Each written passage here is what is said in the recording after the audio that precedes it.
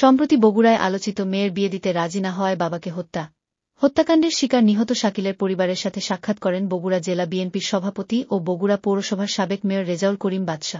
আরও উপস্থিত ছিলেন শহর বিএনপির সভাপতি অ্যাডভোকেট হামিদুল হক চৌধুরী হিরু, শহর স্বেচ্ছাসেবক দলের সভাপতি জামিলুর হাসান শাওন সহ বিভিন্ন নেতাকর্মী।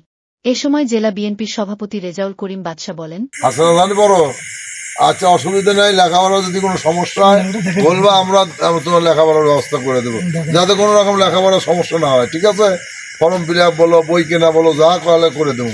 এ সময় জেলা বিএনপির সভাপতি রেজাউল করিম বাদশা নিহত শাকিলের ৮ম শ্রেণী পড়ুয়া মেয়ে সুমির পড়াশোনার সকল সহযোগিতার আশ্বাস প্রদান করেন এবং শহর বিএনপির সভাপতি অ্যাডভোকেট হামিদুল হক চৌধুরী হিরু শাকিল হত্যা মামলার আইনি সহযোগিতার আশ্বাস দেন।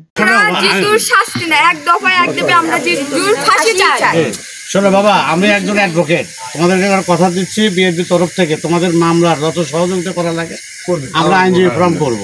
তারা শাকিলের এমন নির্মম হত্যাকাণ্ডের নিন্দা জ্ঞাপন করেন এবং শোকসন্তপ্ত পরিবারকে সান্ত্বনা প্রদান করেন।